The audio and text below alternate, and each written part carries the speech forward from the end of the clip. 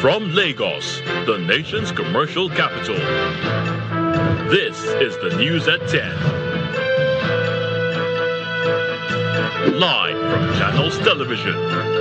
Reporting tonight, Ayotunde Balogun.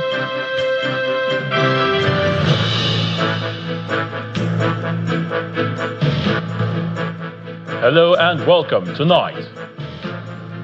Military records operational successes in July 2026, neutralizing over 102 terrorists, rescuing 393 kidnapped victims, and dismantling criminal networks through sustained nationwide security offensives against insecurity.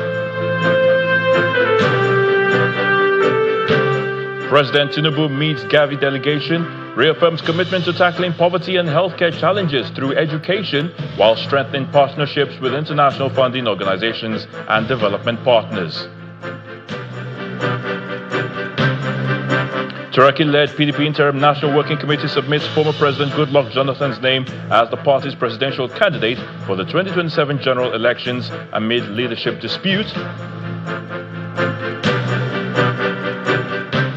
And senior Israeli official says troops will remain in Gaza until Hamas undergoes what the official describes as genuine disarmament, ruling out any military withdrawal beforehand.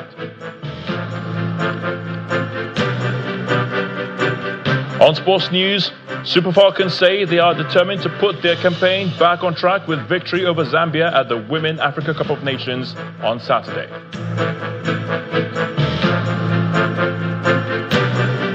And on business news, NNPC records highest monthly profit in 10 months as June earnings rise to 535 billion naira. From the nation's capital, FCT Minister Nyesom Wike orders demolition of illegal Ruga settlements near Kalmajiji, Kukwaba district, citing security concerns.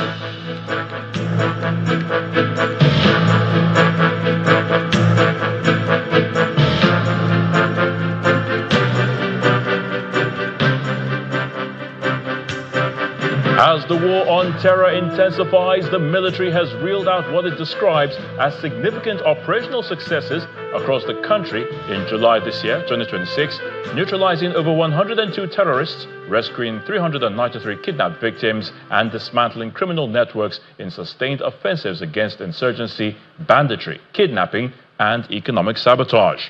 Addressing a news conference in Abuja, the Director, Defense Media Operations, Major General Michael Onoja, says troops operating in collaboration with other security agencies and local vigilante groups intensified offensives across the 6 geopolitical zones, leading to major gains in the fight against insecurity. It is the monthly briefing of the Defense Headquarters as they roll out their results sheet in the fight against insecurity in the country. Thank you very much. The briefing begins with a general overview of the notable achievements of troops, which includes the killing of Abu Salim al-Barnawi, a senior Boko Haram commander and propaganda chief, during a failed terrorist attack in Kukau local government area of Borno State in July 2026. On the 12th of this month, troops countered a Boko Haram ISWAP attack in Kukawa local government area of Borno State. In the process, they neutralized Abu Salim al-Barnawi, a senior terrorist commander and propaganda chief, which has dealt a significant blow to the insurgents' leadership and information network.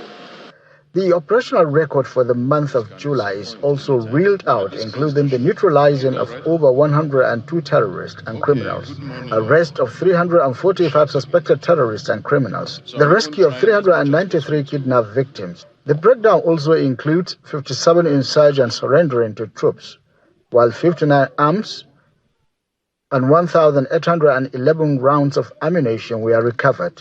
Troops of Operation Hardin Kai sustained intensive offensive operations against Boko Haram and ISWAP and JAS terrorists in Adamawa, Bauchi, Borno and Yobe states during the month.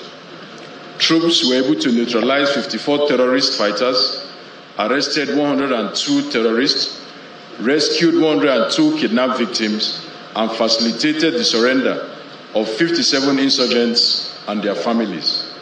Beyond combat operations, the military disclosed that it also intensified civil-military cooperation initiatives nationwide by constructing community projects, mediating dispute between all companies and host communities, promoting peace meetings in Benue and Nasarawa states, and supporting public health interventions during a cholera outbreak in parts of Borno state.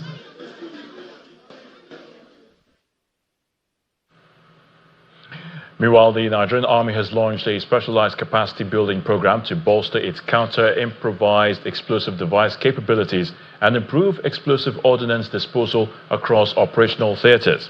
Organized by the 41 Engineer Brigade of the 1 Division in Kaduna, the intensive training aims to bridge the critical shortage of EOD specialists while sharpening the Corps' readiness against emerging security threats. Commander of the Nigerian Army Corps of Engineers, Major General Shamsuddin Shafaru, emphasized that the rising deployment of IEDs by insurgent and criminal groups remains a severe hurdle, hindering both combat missions and humanitarian efforts in conflict-ravaged communities. The Army stresses that the initiative will equip engineers to effectively detect, neutralize, and counter explosive hazards in ongoing operations. Oyo State Governor Seyi Makinde has inaugurated a judicial commission of inquiry to investigate the circumstances surrounding the recent abduction of school children and teachers of Orire local government area. The commission is chaired by Honorable Justice Mojid Owuade, a former justice of the Court of Appeal, with Mrs. Olamide Tella serving as secretary. Speaking at the inauguration held at the governor's office in Ibadan, Governor Makinde emphasized that the incident was not merely an attack, but an assault on the right of every Nigerian child to learn in safety. He explained that the establishment of an independent commission was aimed at ensuring that all lessons are learned and all pertinent questions answered, while he stressed that the initiative was not intended to diminish the efforts of security agencies. It was an attack on the right of every Nigerian child to learn in safety and on the confidence of every parent who sends a child to school each day. We remain grateful for the safe return of the victims. Yet our duty did not end with their rescue. Rescue also brings relief. I'm sure Prof and the rest of us, we are relieved. But truth brings closure. Accountability and reform restore public confidence and help prevent a recurrence. And because justice is not only about punishing wrongdoing, it is about learning enough to ensure that the innocent are never again placed in harm's way. That call was never about diminishing the efforts of our security agencies, whose sacrifices we acknowledge and appreciate. It was about ensuring that every lesson is learned and every question that deserves an answer is answered. So this Judicial Commission of Inquiry represents our commitment to that responsibility. The assignment of this commission is clear: to establish the facts, identify any institutional or operational lapses, recommend measures that will strengthen the protection of our schools and communities, and help ensure that such a tragedy never happens again. Let's head to Kogi State, where Governor Usman Ododo has directed security agencies to conduct a thorough investigation into the killing of Reverend Father Samuel Okpeyemi, a Catholic priest of St. Paul Parish, Ayetoro, and ensure that those responsible are brought to justice. The governor gave the directive in a statement issued by the State Commissioner for Information and Communications, Kingsley Fanwu, who described the killing as a heinous and unacceptable act. Governor Ododo explained, quote, "The murder of Reverend Father Samuel Okpeyemi is a painful tragedy that has saddened the government and the people of Kogi State. We condemn this barbaric act in the strongest possible terms and assure the church and the family of the victim that the perpetrators will not escape justice, end quote. Now, the state government also urged security agencies to carry out a professional and comprehensive investigation to establish the circumstances surrounding the killing and ensure that everyone involved is prosecuted.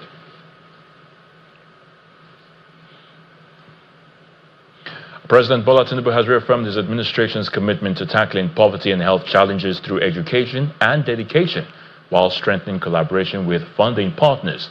The president was speaking when he received a delegation of Gavi, the Vaccine Alliance, led by its Chief Executive Officer, Dr. Sania Nishtar. Our State House correspondent, Larry Lasisi, reports.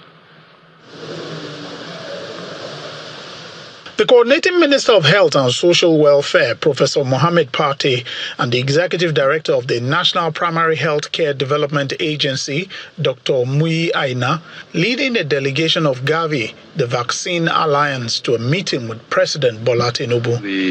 They are joined by the Minister of Finance, Taiwo Oyedele, and other government officials. You have played an exemplary role. The leader of the delegation is full of praise for the health strides Nigeria has achieved. Under your leadership, your country has seen significant macroeconomic and health sector reforms.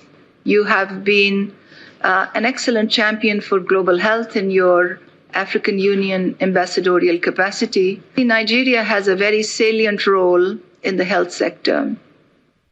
Whether it is the primary healthcare revitalization, as a result of which your primary healthcare setup has seen a fourfold increase in utilization. I'm sure you're aware that your country has the honor of doing the largest campaign, immunization campaign, ever in the world for the first time, reaching out to 102 million children. She informs the president that despite overall decline in official development assistance, the alliance will over the next 5 years be contributing over $500 million towards vaccination campaign in Nigeria. Give you this assurance. In his response, the president makes clear his administration's focus. Poverty is only not acceptable. And through education, dedication, and patriotism, we can conquer poverty. And we will do so. We can live a healthy life, paying attention to science and those who are behind it and funding it. Thank you. Thank your organization for dedication, commitment to humanity. The president assured them that Nigeria will cooperate and collaborate with the alliance as their partnership is cherished. From the presidential villa, Lanre Lasese, Channels Television News. The Supreme Court of Nigeria has directed litigation staff, legal practitioners, court registrars, and lawyers to discontinue the use of the title barrister as a prefix to their names in all official engagements. The directive is contained in a memorandum dated July the 13th this year, signed by the Chief Registrar of the Supreme Court, Kabir Akombi. According to the memorandum, the Chief Registrar explained that he was directed by the Chief Justice of Nigeria, Justice Kudirat Kekereekun, to notify all concerned that the use of barrister as a prefix to names is considered inappropriate and inconsistent with the standards of professionalism expected within the Supreme Court. It adds that consequently, all officers concerned are hereby directed to discontinue the use of the title barrister before their names in all official correspondence, records, documents, identity materials, and any other official engagements with immediate effect. With this directive, which applies to all litigation staff, legal practitioners, court registrars, and lawyers dealing with the Supreme Court, the Chief Registrar further directed heads of departments and unit heads to ensure strict compliance by officers under their supervision.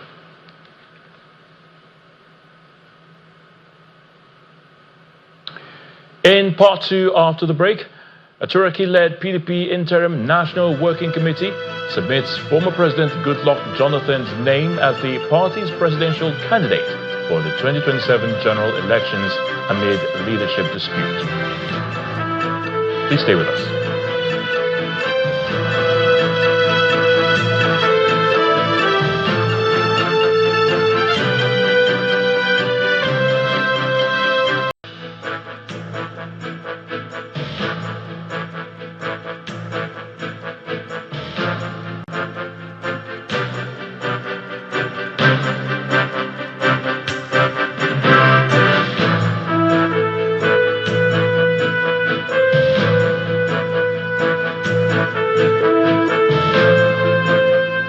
Welcome back. If you have just joined us, you're watching the news at 10 on Channels Television, broadcasted live from Lagos. A reminder of our top stories. Military records operational successes in July 2026, neutralizing over 102 terrorists, rescuing 393 kidnapped victims, and dismantling criminal networks through sustained nationwide security offensives against insecurity. Our President Bola Tinubu meets Gavi delegation, reaffirms commitment to tackling poverty and healthcare challenges through education, while strengthening partnerships with international funding organizations and development partners. The Turaki-led PDP Interim National Working Committee submits former President Goodluck Jonathan's name as the party's presidential candidate for the 2027 general elections amid leadership dispute, and a senior Israeli official says troops will remain in Gaza until Hamas undergoes what the official describes as genuine disarmament, ruling out any military withdrawal beforehand.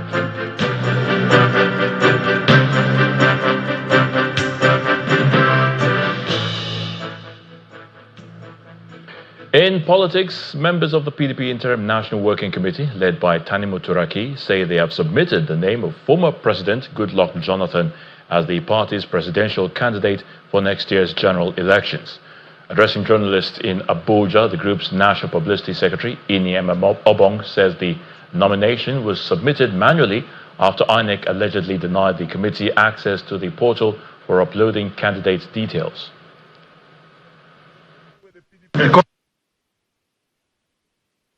We are pleased to announce that notwithstanding INEC's refusal to provide us with the necessary access codes, the codes, of course, is an administrative convenience rather than a legal requirement. We have successfully submitted manually and in full compliance with the Electoral Act 2026 the entirety of the list of candidates sponsored by the Authentic People's Democratic Party. This submission, containing the names of our presidential candidate, President Goodluck Ebele Jonathan, GCFR, as well as all governorship and National Assembly and National and State Assembly candidates, receipt of which has been duly acknowledged by INEC. As part of the electoral timetable, INEC will soon publish the names of candidates sponsored by political parties. Should the Commission publish names other than those validly and legally submitted by us, we urge our members, supporters, and teeming Nigerians who are eagerly waiting for the candidature of President Jonathan and other candidates of our party not to despair. We are exhausting every constitutional, legal, and democratic avenue to ensure that our party is not hijacked or annexed to the ruling political party. Any responsible electoral management body confronted with the situation where the PDP is, with conflicting judicial pronouncements and a pending appeal before the Court of Appeal, would exercise restraint pending the final determination of issues. Such caution would protect both the integrity of the electoral process and the rights of all parties. We sincerely hope that INEC, under the leadership of Professor Joash Amupitan, will adopt this prudent course. APC Osun governorship candidate Bola Oyebamiji has pledged to complete the long-awaited road infrastructure project across the Iwo constituency. Addressing residents during the campaign trail through Iwo, Ayedire, and Olaoluwa local government areas, Mr. Oyebamiji reassured affected community members that full compensation will be paid to those whose properties were demolished to make way for the road network. Continuing his statewide campaign tour, the All Progressives Congress governorship candidate in Osun State, Bola Oyebamiji, visits communities across Ayedire, Iwo, and Olaoluwa local government areas. Party members and supporters turn out in large numbers to welcome the campaign team as enthusiastic crowds gather for rallies in each of the communities visited. Speaking with journalists, Mr. Oyebamiji expresses appreciation to residents for the massive turnout, describing it as a strong indication of public support ahead of the governorship election. The APC candidate also pledges to address the lingering boundary dispute involving communities in the area and neighboring Oyo State. He further promises to complete the road construction project linking communities within the constituency. The crowd here today is a testimony that come 15th of August 2026, the APC is going to carry the day here. So I appreciate it. Yes, I spoke about the boundary. The community boundary problem is prominent here, especially between Osun and Oyo State. And my promise to Iwo people is that I'm going to handle it, sort it out, and settle it permanently. Again, we have seen the road construction, and unfortunately, the owner of the asset by the road that were demolished were not compensated. I promise these are the people that are affected that come 15th of August when Munirudin Bola Oyebamji comes in as the governor. I'm going to compensate all of them equally, adequately, with fairness and equity.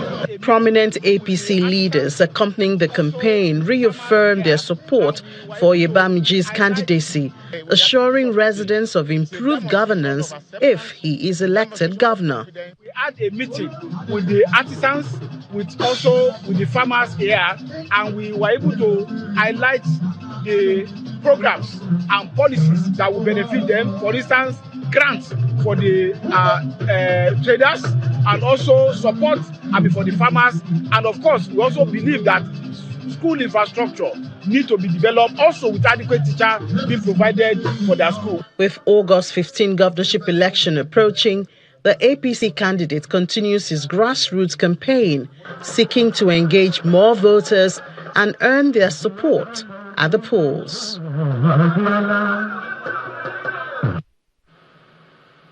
Right, let's head to the nation's capital now, where Millicent Walker is standing by to give us the latest from our Abuja studios. Over to you, Millicent. Many thanks, Ayotunde. Well, for residents wondering what's going to be the fate of illegal structures in Ruga community under the Kukwaba district of the nation's capital, the FCT Minister Nyesom Wike has ordered an immediate demolition of the settlement. Mr. Wike gave the order after leading some heads of security agencies in the FCT to the hamlet, which he describes as a criminal hideout. Before the enforcement exercise, the minister inspected ongoing road construction in Kaura district. Our correspondent Kumbia Boluade has more. The FCT minister begins the day's activity with a visit to Kaura district, where a road construction is currently ongoing. Accompanied by some top officials of the FCT administration, the minister goes ahead to assess the project, which was flagged off in November 2025. The first segment of this road is building the bridge that leads to that point, but we have told them that it should be extended in order to lead to Oladipo Edia Road. And we believe, I just asked the management of the company now, they are still insisting that by December they will hand over the project. We are happy with the job they have carried out, and we are going back to see that payment is made to them so they can expedite action. Done here, the minister then proceeds to the next agenda for the day, which is a security meeting with heads of security agencies in the FCT, as well as other top officials of the FCT administration. The meeting resolves into a closed-door session, and after about 20 minutes, the FCT minister leads the security heads to Ruga community in Kukwaba district near the Abuja city gate. He explains the reason for the visit. We commit crime and moving. Nobody even know who said they were highly identified and I didn't look at them. And this is beside the city. This is a temple. There's no way. There's no way we can allow this. So, the CP, so you have to work with them for the security. You can't allow this right from what you have from there. And this is the security we're talking about. The minister further instructed the FCT Development Control Department to work with the security agencies to ensure an immediate demolition of illegal structures in the area. From the nation's capital, Kumbi Aboluade channels Television News. Still ahead on the news at 10, NNPC records highest monthly profit in 10 months as June earnings rise to 535 billion naira. That's coming on from Business News. Please join us again.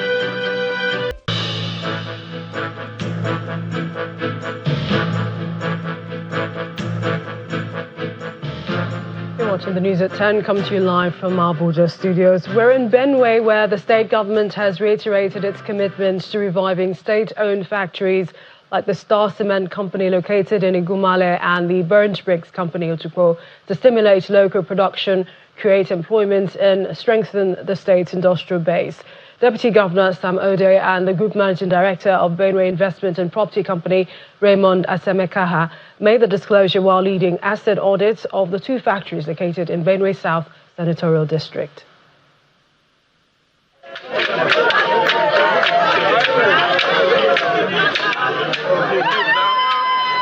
The Benue State delegation, led by the Deputy Governor, in company of the Group Managing Director of the Benue Investment and Property Company, arrived in Igumale amidst jubilation by residents who are celebrating the plan by the government to revitalize the state-owned cement factory. The factory, established 25 years ago with 600,000 metric tons annual cement production capacity in partnership with a Chinese firm, has been abandoned since 2014. The investors, who have a 40% stake in the company, supplied the equipment, while the state government retained 60% control. They were supposed to manage the company for 7 years. They took an interest-free loan from China on behalf of Benue State government, which was $80 million. So they were supposed to operate the factory for 4 years, service the debt, clear it, then transfer the factory to Benue State government within 7 years. According to the state government, $6.1 million have been committed to the projects, and the Group Managing Director of the Benue Investment Property Company Limited is promising to reach the investors.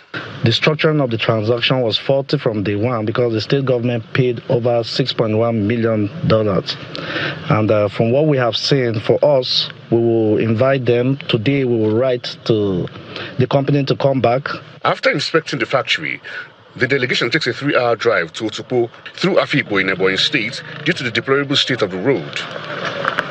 The delegation is in Otukpo to inspect the Burns Brick Company.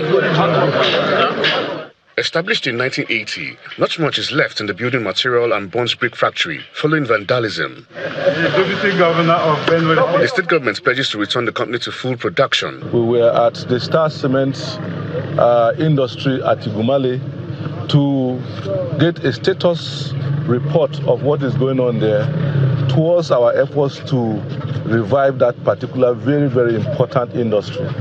Now we are the Benue Burns Bricks. We are determined that we'll bring it back to life so that it can create jobs for the teeming youth of our community, especially the people of Idoma Nation who are yearning for development. The state hopes the Otukpo Pipeline water project will also facilitate water access to the Taraku Mills, a major agro-allied processing factory located in Gwea West local government area of the state. Well, that's it from the nation's capital. Back to Lagos for more on the news at 10. Thank you so much, Millicent. It's a dawn of a new era as the immediate past registrar of the Joint Admissions and Matriculations Board, JAMB, Professor Ishak Oloyede, is advocating the need for strong institutions built on integrity, technology, and transparency as key drivers to sustaining public confidence in tertiary admissions system. Professor Oloyede stated this during the handover ceremony to his successor, Professor Segun Aino, in Abuja, where he reflected on his 10-year stewardship and expressed confidence in the board's future. We have tried over the past 10 years to sustain a noble mandate of ensuring fairness, standard, and credibility in placing candidates in our tertiary institution. During this period, we modernized processes, invested in technology, drastically reduce malpractice, ensure transparency. We also raise the bar of accountability in ways that have restored confidence in the system and the integrity of the scores produced. We made mistakes because we are human, and we corrected them. For whatever was done right, it was a collective effort. For whatever was not good enough, I accept responsibility and crave your pardon. What matters most is that the institution today is strengthening more than ever before. As I hand over the leadership of this great institution, I do so with absolute confidence of its future. In its future, the board is blessed with a dedicated workforce, robust institutional system, and enduring culture of integrity. I have no doubt that under the leadership of my successor, Professor Shegmaina, and with the continued support of government, the governing board, staff, and stakeholders, JAMB will continue to attain even greater heights in the service of our nation. Now taking over the leadership of the board, Professor Ishakoloyede's successor, Professor Shegmaina, pledged to preserve JAMB's integrity while advancing professionalism, accountability, and innovation to help further enhance the institution's performance going forward. I'm profoundly grateful to His Excellency President Bola Ahmed Tinubu, GCFR, for the confidence he has reposed in me by entrusting me with the leadership of one of Nigeria's most consequential public institutions. I assure Mr. President, and indeed every Nigerian, that I shall discharge this responsibility with integrity, with fairness, diligence, and an unwavering commitment to the public good. Permit me to also express my sincere appreciation to the Honorable Minister of Education, Dr. Tunji Alausa, whose passion for reform and commitment to improving the quality of education continue to inspire confidence in the future of our nation. I look forward to working closely with you, sir, to continue the important task of strengthening Nigeria's education system. I also wish to acknowledge the Minister of State for Education, Professor Suwaiba Ahmed, and all the staff of the Federal Ministry of Education. I also look forward to working with you in advancing our shared vision for quality, equitable, and accessible education for every Nigerian. Experts are calling for urgent reforms to strengthen Nigeria's healthcare system as the country battles workforce shortages, epidemic threats, and high maternal mortality rates.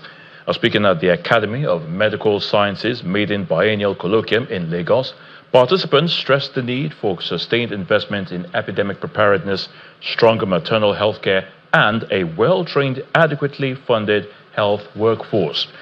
They warned that achieving universal health coverage and improving the country's resilience against future public health emergencies will require coordinated action, evidence-based policies, and stronger health systems.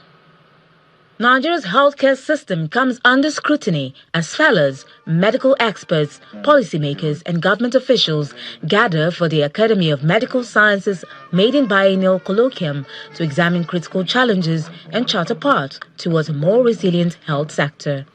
And our mission? The Academy says the colloquium reflects its commitment to providing independent scientific advice, promoting evidence-based policymaking, and supporting reforms that improve health outcomes for Nigerians. At the Academy of Medical Sciences, we believe that informed decisions save lives. Our experts are committed to sharing knowledge, shaping healthcare policies, and driving meaningful change in Nigeria and beyond. Discussions center on the migration of skilled health professionals, strengthening disease surveillance and epidemic preparedness, and tackling Nigeria's high maternal mortality rates. If we can adopt positive IPC, especially in the health facilities in our states. While acknowledging improvements in Nigeria's public health response, the Director General of the Nigeria Center for Disease Control and Prevention, Dr. Jide Idris, says inadequate funding, workforce shortages, and weak logistics remain major obstacles to effective disease preparedness and response. Unfortunately, NCDC, the fourth pillar of our health system, is the least funded. That's one. Critical infrastructure. We need more laboratories. We need to develop laboratory capabilities at the sub-national level. The state and local governments. Workforce, like everybody again, for health security, workforce are slightly different. We use epidemiologists. We use laboratory technicians. We need data people. These are key people, not just the normal doctors and nurses that we use there. Professor Adetukumbo Fabanwo calls for increased investment in maternal health care and sustained efforts to reduce preventable maternal deaths, while Professors Obinna Onwujekwe and Akin Osibogun stress that a well-trained and equitably distributed health workforce is essential to achieving universal health coverage. Our primary healthcare facilities have thousands of spaces for health workers that are not being employed by the state and local government because they don't want to spend that money paying them. So this paradox is something that needs to be resolved for us to make some progress. We must staff our primary healthcare centers. We must have almost 100% health insurance, and that way we may now be making a tangible and significant effort towards reducing maternal mortality. The Academy says the recommendations from the colloquium are expected to provide evidence-based guidance for lawmakers and policymakers with the goal of strengthening Nigeria's healthcare system and improving health outcomes nationwide.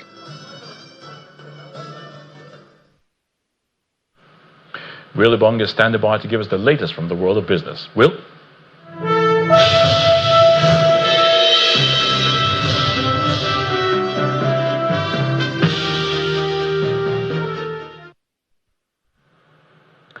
Thank you, Ayo.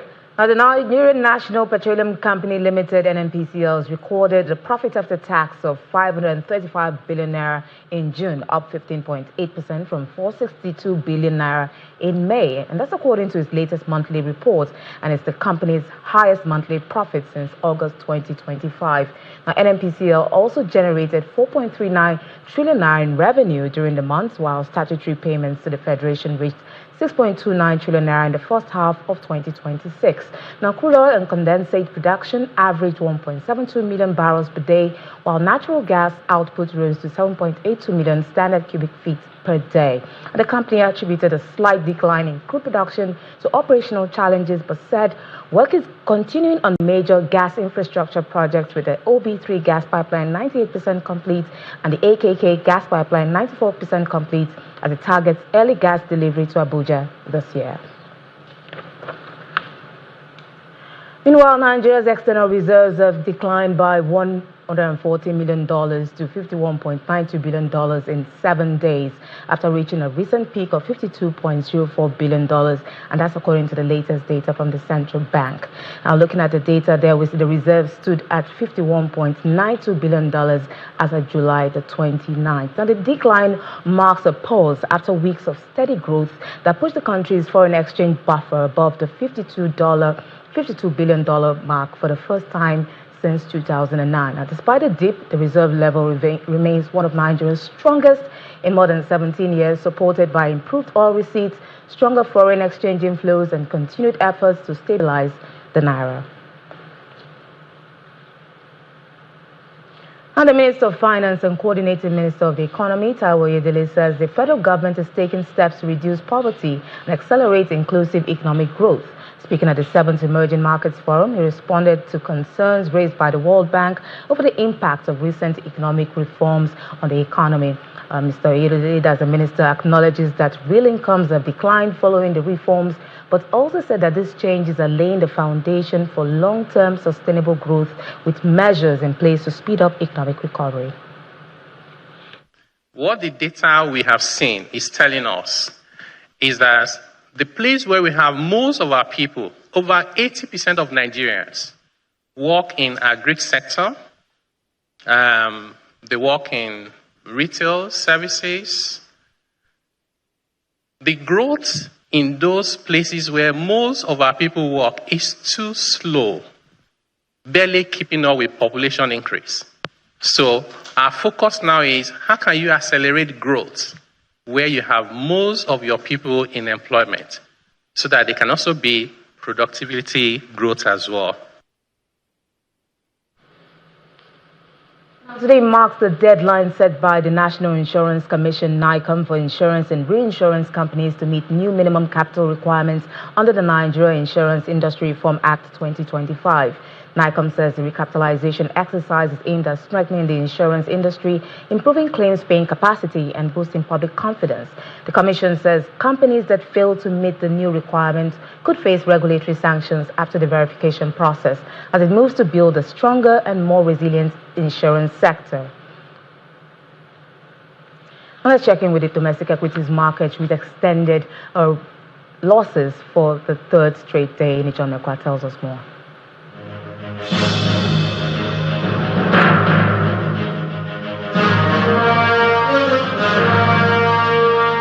Good evening, everyone. Welcome to the Stock Market Report. Well, the final trading day in the month of July, and even though we started on the green notes, well, unfortunately, a lot of profit taking happened on MTN Nigeria, and this is in spite of its very impressive result, the first half of the year result, which they released. But I guess that even made investors to decide to take some profit today, so it lost 20 naira, 10 kobo, to close at 837 naira. That's for MTN Nigeria. And so in all, a lot of investors took out some money. 13 billion naira is what they took out at the close of trade today. And that means that the all share closed in the red.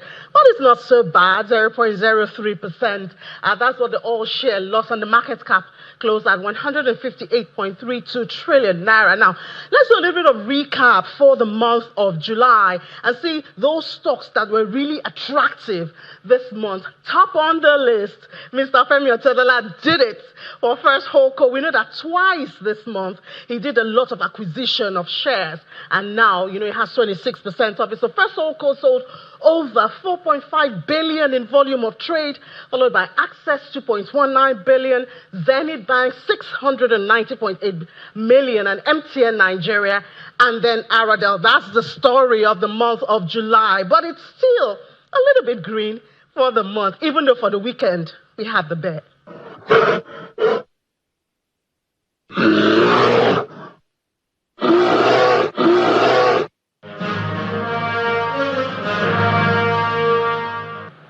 Thank you, Neil. Let's check out the closing numbers for other major stock markets now.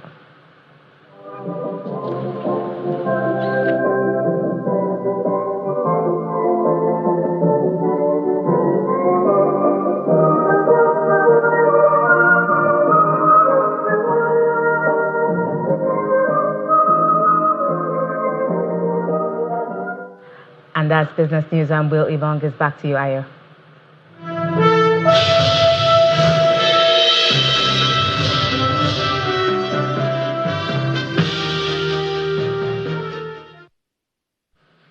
Many thanks, Will. Summer Pusey is up next with Around the World in 5 from our London studio. Good evening and welcome to the Channel Studios here in London with your international news around the world in 5. Around 60,000 migrants have crossed into Spain's North African territory of Ceuta from Morocco in the last 24 hours. That's according to Ceuta's president, adding that at least 34 others had died during the crossing. The influx comes after Spain's Supreme Court ruled that migrants stopped at sea while trying to reach Ceuta or Melilla, another Spanish enclave, cannot be summarily returned to Morocco.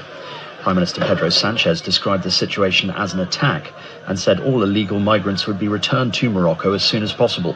Several European leaders have expressed concern, some promising to tighten border controls. Officials say more than 25,000 people have returned to Morocco voluntarily so far. Ceuta is one of 2 Spanish enclaves in North Africa. Although they're overseas, they're the only land border that the European Union has with Africa. The population of Ceuta is around 80,000 people, and it is obviously an attractive destination for migrants attempting to reach Europe because it's the closest that they have to Morocco. Ceuta residents are very worried of the impact that this could have. Search teams are still looking for survivors in the partially collapsed Aeon shopping mall in Japan, which exploded after staff and customers had already evacuated. This dashcam footage shows the moment of the explosion with the second floor collapsing. The earthquake hit Kumamoto prefecture of Kyushu Island at 4:27 local time on Tuesday. After months of talks, Hamas has, for the first time, accepted a framework of the Board of Peace's plan to completely disarm in Gaza. The plan provides for the confiscation and storage of its remaining heavy weapons under Palestinian supervision, potentially removing the most significant obstacle to advancing the Trump-backed peace initiative for Gaza. The move comes soon after Hamas concluded leadership elections that brought Gaza-based leader Khalil al-Hayya to the head of the movement. Palestinian officials in the talks believe the new leadership was prepared to take what they describe as the most consequential political decision in Hamas's history. 10 mountaineers, including a world-renowned climber, Namal Persia, are missing after an avalanche on Broad Peak, a mountain in Pakistan-administered Gilay-Baltistan. Search and rescue operations are underway, though subject to weather conditions. Pakistan's army has dispatched 2 helicopters for the effort. Persia is known for climbing all 14 of the world's 8,000-metre-plus mountains in just over 6 months in 2019. Hungary's only nuclear power plant will be forced to shut down entirely for the first time due to record-low water levels in the River Danube. The Soviet-era Pax power plant uses the Danube for cooling, but the water level is so low that the suction nozzles cannot reach it. Prime Minister Peter Magyar warned Hungary's energy supply could become critical from Monday due to the Pax shutdown and the ongoing heat wave. The waters of the Danube have fallen to the lowest level for 30 years in several countries, including neighbouring Serbia and Romania. FIFA says that nobody is selling football, as it vowed to continue with the controversial plan to sell stakes in its competitions to private investors. UEFA, the body that governs European football, voted on Thursday to boycott World Cups if the plan proceeded.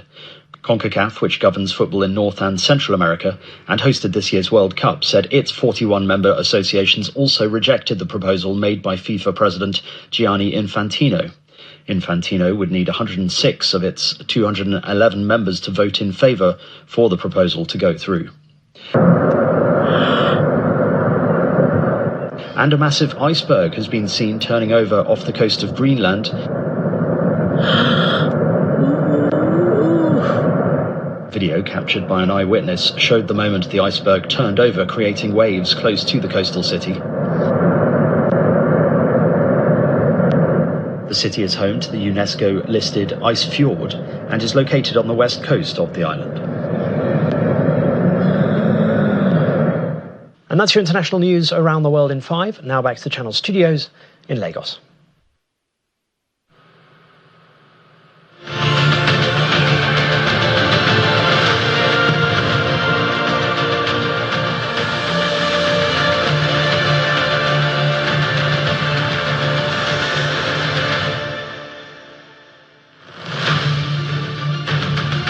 Thank you, Simon. Coach Justine Madigo says the title holders, the Super Falcons of Nigeria, are determined to put their campaign back on track with victory over Zambia in their second match of Group C at the ongoing WAFCON in Morocco. Now, the 10-time champions were stunned 3-2 by debutants Malawi in their opening match in Rabat on Tuesday, a result that sent shockwaves around the world of women's football.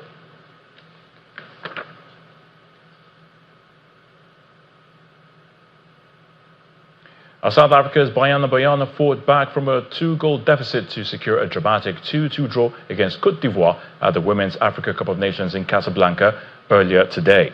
Banyana now have 1 point from 2 games, while Côte d'Ivoire have picked up 4 points. The Banyana face a final group stage fixture against Burkina Faso on August the 4th, needing a strong result to keep their quarter-final and 2027 FIFA Women's World Cup qualification hopes alive.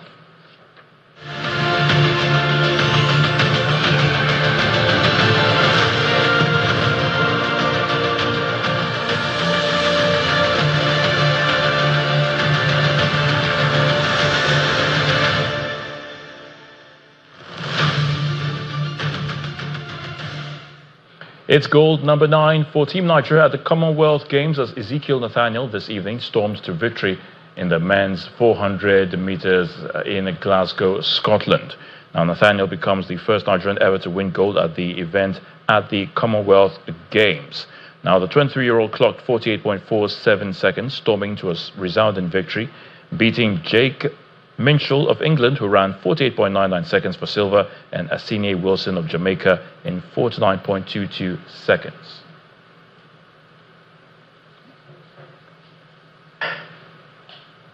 And the main news again. The military recorded operational successes in July this year, neutralized over 102 terrorists, rescued 393 kidnapped victims, and dismantled criminal networks through sustained nationwide security offensives against insecurity.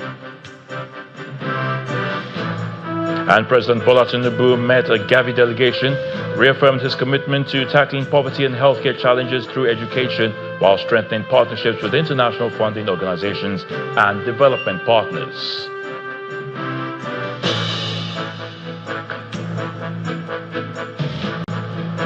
That's the news at 10 tonight. Thank you so much for watching. I'm Ayotunde Balogun. Do have a good night and have a great weekend.